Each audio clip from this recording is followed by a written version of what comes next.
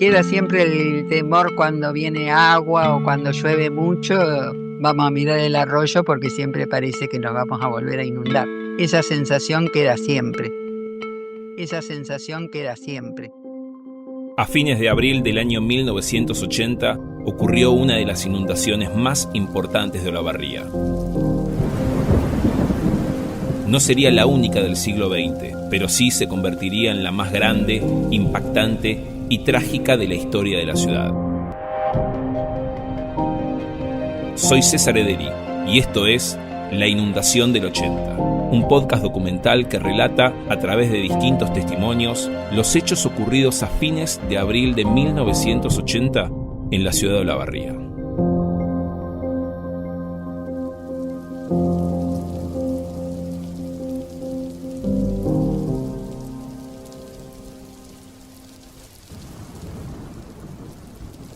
Episodio 6. Del viernes 2 de mayo de 1980 en adelante. La marca en el corazón. El sábado 3 viene el presidente de la Nación, Videla, en este momento. Viene el helicóptero, aterrizan en la playa de maniobras del ferrocarril, en el sector de Colón y Saavedra, por ahí aterriza. Se hace un circuito improvisado de recorrido porque toman un colectivo local de la línea 25 de mayo, de la que teníamos en aquel entonces, con su comitiva, su equipo, incluso el gobernador. Van hacia la municipalidad, estamos hablando del sábado 3, se entrevistan con el intendente, que le hace un reporte de la situación, y hacen un recorrido con ese colectivo. Videla para, entra en un local comercial, donde estaban en tareas de limpieza, termina un poco el recorrido y se va de vuelta en helicóptero. El que habla es Marcos Rodríguez, divulgador de la historia de Olavarría y referente del blog Olavarría del Ayer, y nos coloca en el contexto de los días posteriores a la inundación del 80. Y después la reconstrucción, hacer todo de vuelta. Fue rápido, dependiendo las zonas, dependiendo qué se reconstruía. 2 escuelas seriamente afectadas, 1.100 comercios, 2.000 vehículos, y las pérdidas personales. Pérdidas personales que, dependiendo la fuente, pudieron rondar entre las 25 y 27 personas. Y así fue una sucesión de días donde se iba informando de daños, se iba evaluando, se iba organizando la reconstrucción. La reconstrucción material se gestiona a través de empresas y por sectores, ¿no? Reconstrucción de veredas, cordones, columnas caídas. Las empresas de servicios abocaron a suyo. El ejército tuvo que ver con las comunicaciones, los puentes ante la rotura de los que teníamos. 15 de los 17 puentes de la planta urbana fueron afectados, ni hablemos de los colgantes, porque cada inundación se los llevó. En la limpieza, el ejército tuvo mucho que ver con la limpieza de escuelas y del Parque Mitre, de todo lo que había implicado la destrucción, ¿no? Estamos hablando de destrucción. Hacia el 21-23 baja el gabinete de la provincia de Olavarría, ministros, secretarias, y empiezan a gestionar entrevistas con instituciones locales, las demandas, todas las medidas posteriores, ¿no? De excepciones impositivas, créditos blandos, situaciones extremas, destrucción de viviendas. Surge el famoso, que hoy ya se perdió el nombre, pero antes se lo llamaba como el barrio de los inundados, ¿no? Que se generó a partir de los damnificados directos que no pudieron recuperar prácticamente nada. Las ayudas al comercio, había encuestas, había que hacer todo un procedimiento formal para que la ciudad volviera a su normalidad. Y el clima también de epopeya, ¿no? De decir, vamos a salir, el apelar a la cultura olavarriense de la ciudad del trabajo, de la energía, de decisión y con fortaleza se iba a superar el fenómeno, que fue así. Fue así, obviamente, después está la vivencia particular de cómo le tocó a cada cual en lo individual, y en lo colectivo fue, un fenómeno que marcó la memoria olavarriense presente, ¿no? El operativo Reconstrucción comenzó oficialmente el 12 de mayo de 1980, tras las visitas de las autoridades, entre ellas el presidente de facto, Jorge Rafael Videla. Las pérdidas eran incalculables y según Edberto Herrera, director del Departamento de Acción Social, en declaraciones a la publicación especial Olavarría Increíble, cuando bajaron las aguas se instaló un centro de provisión de alimentos, fundamentalmente de leche y agua mineral, y otro de medicamentos, ropa de abrigo, colchones y frazadas. Estos elementos brindados a la población llegaron, según el propio Herrera, desde otros municipios de Buenos Aires y de la solidaridad de instituciones y vecinos de la ciudad de Olavarría. Escuchemos ahora a Gerardo Pagano, quien fue el locutor comercial y jefe de locutores de Radio Olavarría en 1980, que menciona distintos actos solidarios en aquellos días. una radio de Rosario, nos mandaron un camión lleno de colchones y otros mandaban muebles y otros mandaban agua y bueno, hubo mucha solidaridad de parte de la gente de la provincia y de todas las provincias. Eso ayudó muchísimo. Y en algún sentido es una imagen desoladora y de amenaza. Analía Umpierres es docente de la Facultad de Ciencias Sociales de Olavarría y vecina del barrio Pueblo Nuevo en los 80. Destaca sensaciones y nos deja una reflexión sobre los sucesos ocurridos y las decisiones tomadas.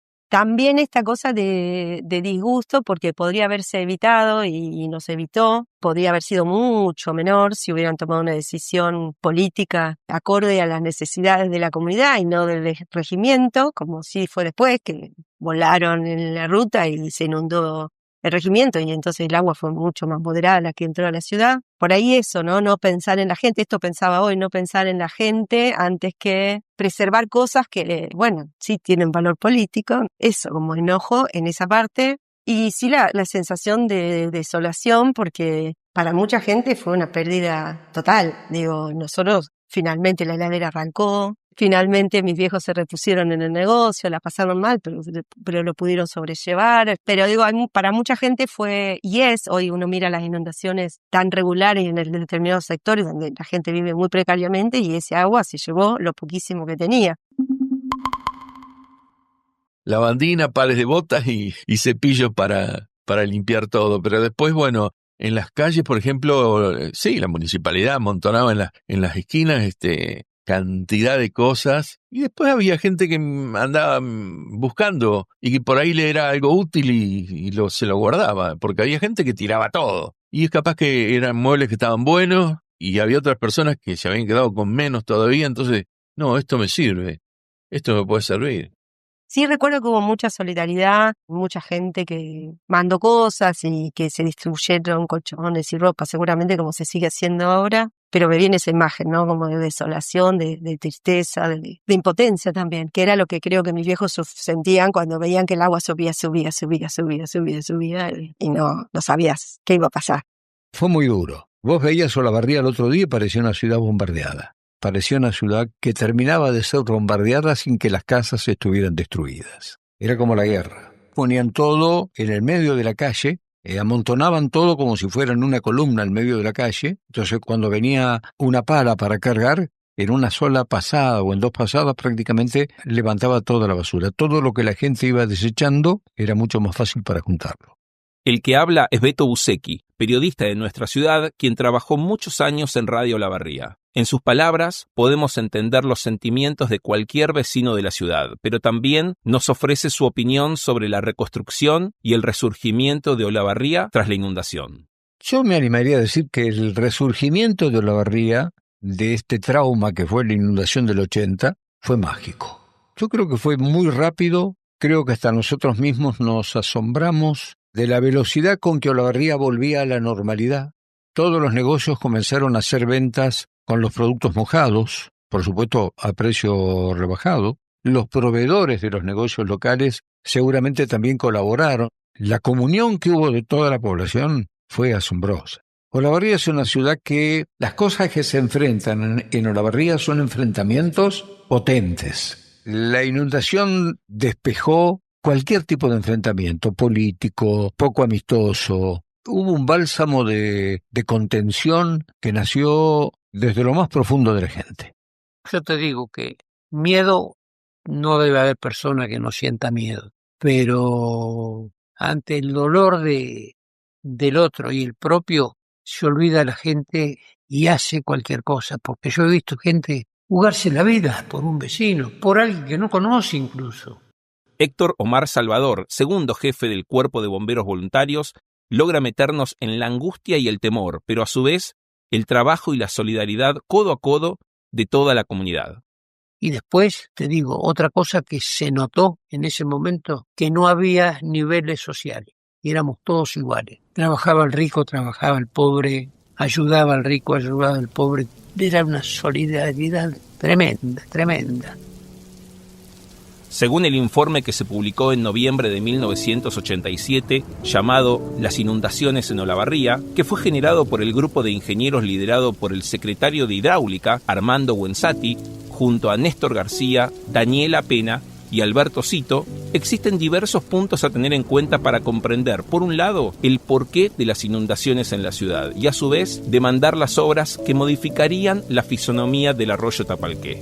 En dicho informe se remarcan las lluvias intensas en la zona, que según registros disponibles se mencionan dispersiones de entre un 30 y un 40% de agua caída en diversos periodos en las últimas 8 o 9 décadas, resaltando los años 1919 y 1980 como inundaciones importantes, según las precipitaciones y el caudal de agua acumulado. Pero también se hace referencia a la ampliación y modernización que había sucedido en el partido de Olavarría en los años previos a la inundación del 80, más precisamente entre 1900 y 1980. En dicho periodo, la población había aumentado entre 6 y 7 veces su volumen, de 8.000 a 67.000 habitantes, con una extensa pavimentación y conductos pluviales en la planta urbana. A su vez, se habían extendido y construido la Ruta 51 y la Ruta Nacional 226, 4 presas y 5 puentes urbanos, y el ferrocarril provincial se sumaba a los puentes caminero y ferroviario de Sierra Chica. La mencionada modernización obligaba a pensar en aquella década del 80 en una tendencia histórica de crecimiento para los próximos 50 años en la ciudad, que demandarían las obras y las modificaciones necesarias que acompañen ese cambio. La limpieza del cauce y el ensanche del arroyo en toda su extensión, realizados a fines de los 80, permitieron que el agua fluyera de una manera mucho más directa en los años siguientes. Mira, después de la inundación del 80 se toma conciencia de lo que estaba pasando en la ciudad, pero se demora hasta que con la democracia, digamos, con la parte política, mete manos en el asunto. Y ya compañeros míos empezaron, el ingeniero Cito y el ingeniero García, empezaron a estudiar un poco la problemática de la ciudad, ¿no? Entonces, en el año 85, cuando sobreviene la inundación, se genera en la municipalidad la Secretaría de Hidráulica, que estaba al mando del ingeniero Buenzati. Pues estaban mis compañeros, el ingeniero Cito, el ingeniero García, la ingeniera Pena. Bueno, yo era estudiante y por una pasantía con la Facultad de Ingeniería, por concurso, llegué a trabajar en la municipalidad con estos chicos. Y bueno, ya empieza mi carrera, digamos, en la municipalidad. Escuchamos al ingeniero Raúl Bachiarello, que entre los años 2011 y 2015 fue secretario de Servicios Públicos y Mantenimiento Urbano de Olavarría, y también formó parte del equipo que le dio forma al informe Las inundaciones en Olavarría que mencionamos anteriormente. Se empieza a estudiar en profundidad lo que es la problemática. Se requiere de la Facultad de Ingeniería, de la Cátedra de Topografía, el relevamiento completo del arroyo, completo, un trabajo interesantísimo que llevó muchísimo tiempo, pero fue realmente de mucho valor. Y también se empiezan a estudiar las cartas del IGM, con eso se logra determinar lo que te decía recién, exactamente cuál era la cuenca. Se empieza a trabajar en serio, digamos, en la problemática de las inundaciones en Olavarría. Lo fundamental era erradicar toda árbol, rama, rebrote, crecimiento que hubiera en el cauce del arroyo. Se entiende por cauce lo que son las pendientes y el fondo del arroyo. Eso ya es una primera intención, digamos, eso ya mejora en una gran proporción la cuestión de evacuación del agua, que bueno, al estar destapado eso, permite que el agua que cae rápidamente se vaya. Obras como ensanches del arroyo, se generaron montonazos de obras que hoy tendrían un costo incalculable. Pero bueno, en ese momento se pudieron hacer desde la Isolina, digamos, hacia el centro de la ciudad inclusive. Se retiraron un montón de árboles con raíces y con un diámetro impresionante de tronco que en algún momento se habrían caído del arroyo y otros que habían crecido en el mismo. Así que fue una tarea titánica de muchísimo tiempo, totalmente hecho por el Estado, por el municipio. En algún caso había alguna colaboración de provincia, pero generalmente casi todas las obras se hacían por licitación pública en la Secretaría de Hidráulica en ese momento. Lo importante cuando uno lo ve en perspectiva histórica es ver que se aprendió y que se rescató de ese suceso. Y eso creo que tiene que ver también con la del 85. A veces no es difícil de leerlas por separado. Dos fenómenos tan extremos y tan cercanos entre sí marcaron la agenda pública de los 80. La inundación del 85 implicó la creación en áreas municipales de organismos vinculados a hidráulica, una área atípica para un gobierno local, y generación de estudios desde los especialistas en hidrología, en cuestiones de climáticas y de cuenca y demás, de qué hacer para que estos fenómenos no vuelvan a ocurrir, o estar más preparados o evitar determinados impactos. En el 85-86, cuando se empieza a trabajar, se logra dilucidar que el agua no viene de la Prida y de la Madrid, sino que arranca en la Barrancosa, que está como a 70 kilómetros de acá de la ciudad. Es una bajada rápida. Y tenemos la cuenca alta, después tenemos la cuenca de Cerro Dos Hermanas y la cuenca de Loma Negra, que tienen bastante pendiente y hacen que el agua se concentre rápidamente. Otra de las cosas importantes, hicimos 2 bypass en los meandros del arroyo, uno cerca del relleno sanitario, de manera que el agua no tenga que dar tantas curvas, sino que vaya derecho. Todas las obras suman. Cada una de las obras aporta su granito de arena. Entonces, todo eso hace que hoy podamos estar con un grado de tranquilidad mayor. No se sabe lo que puede pasar con la lluvia, pero fíjate que, por ejemplo, en el 2012 tuvimos lluvia de iguales características de la del 85, y el arroyo transportó durante 3 crecidas importantes sin desbordar. Eso te da la pauta es la prueba de fuego, digamos, porque vos lo podés hacer con modelos matemáticos, se puede estudiar, pero nada mejor que la realidad, ¿no? Después de los años 80 todo cambia. Entre la inundación del 80 y la próxima del año 85, Alicia Puciarelli forma parte de la Estación Meteorológica de Olavarría desde su creación en el año 1987 y estuvo al frente de la jefatura de dicha institución por más de 30 años. Y ella también menciona la limpieza y las obras en el arroyo Tapalqué como fundamentales para que no se generen sucesos de desborde. se limpia el arroyo, donde se quitan árboles, se le da como una amplitud al cauce, una limpieza. Entonces, bueno, eso facilita el correr del agua, así que bueno, nos deja mucho más tranquilos. Si bien la cantidad de milímetros por ahí en algún momento, no con la magnitud de los 215 milímetros, que eso te puedo asegurar, no se volvieron a repetir, sí el arroyo ha funcionado, ha corrido.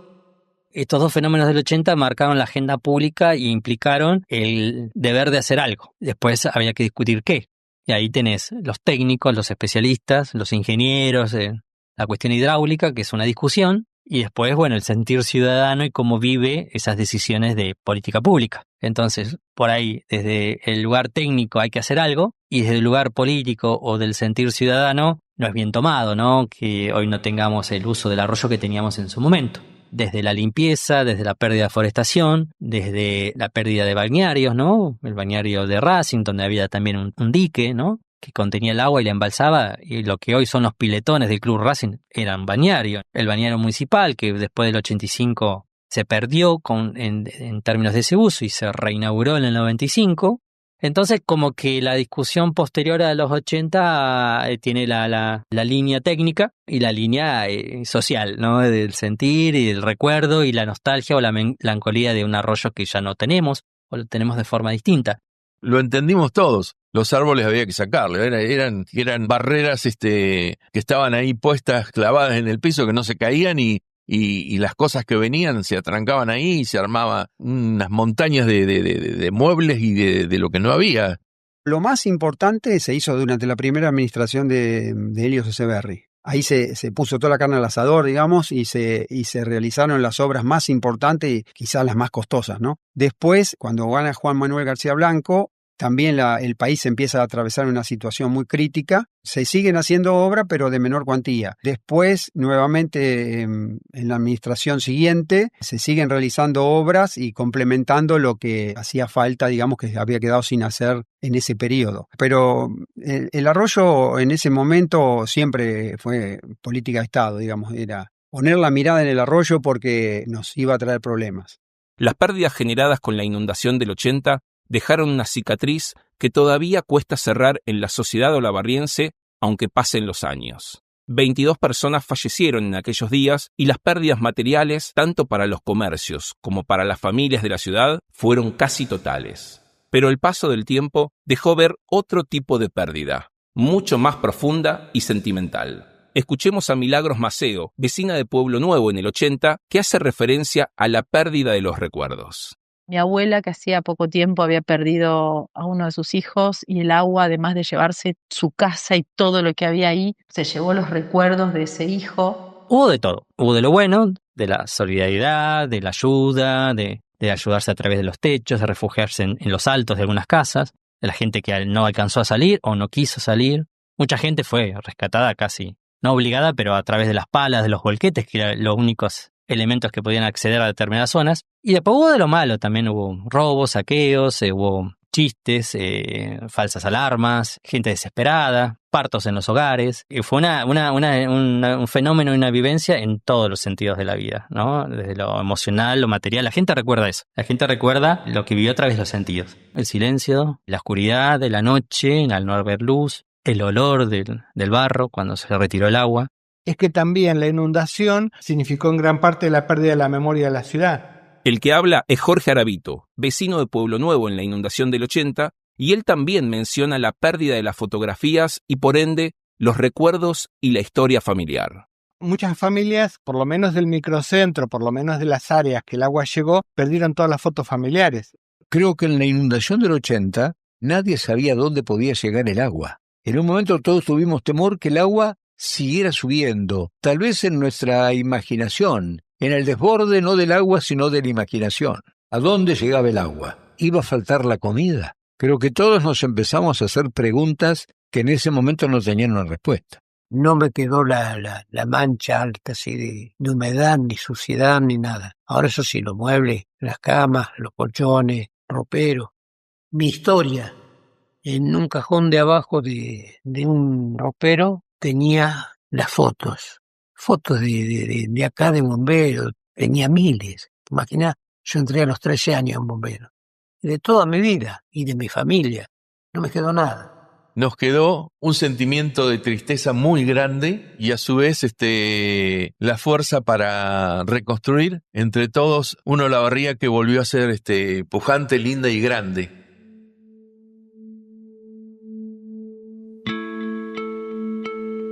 Porque todos pasamos por una situación inédita. El agua nos movió los cimientos de nuestra propia estructura. Cada uno la vivió y la sufrió a su manera. Tuve la suerte que fuera corto. Hubo gente que lo pasó mal durante mucho tiempo. Todas estas cuestiones nunca son gratis. Siempre dejan una marca. Y no solamente es la marca que deje el agua en la pared, sino es la marca que te deje el agua en el corazón.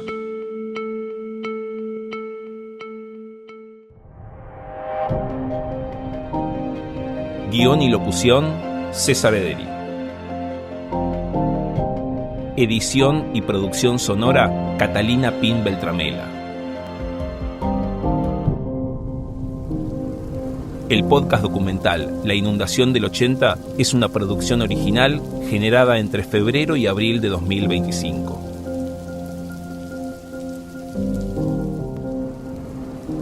Idea, investigación y producción general, César Ederi.